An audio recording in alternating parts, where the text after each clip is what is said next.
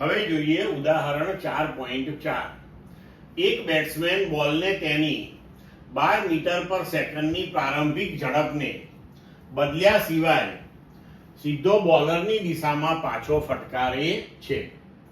જો બોલનું દળ 0.15 કિલોગ્રામ હોય તો બોલ પર લાગતો આઘાત શોધો. બોલની ગતિ સુરેખ ધારો.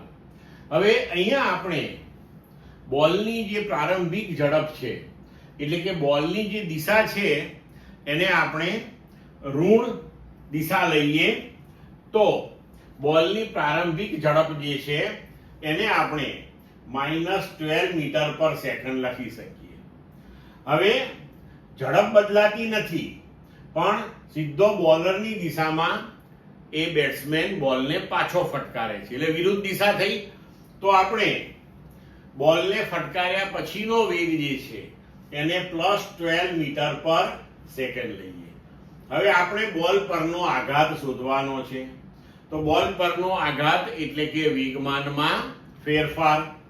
તો બોલને લાગતો આઘાત એટલે F × ΔT = ΔP એટલે કે વેગમાનનો ફેરફાર.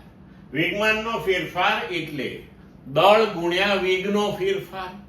તો હવે m × ΔV, ΔV એટલે વેગનો ફેરફાર, અંતિમ વેગ માઇનસ પ્રારંભિક વેગ. તો m 0.15, અંતિમ વેગ v, પ્રારંભિક v0. હવે આપણે મૂલ્યો ગોઠવી દઈએ તો 0.15 v12 માઇનસ v0 -12.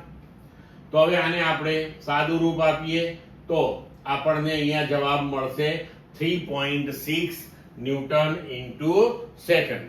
ક્લિયર મિત્રો?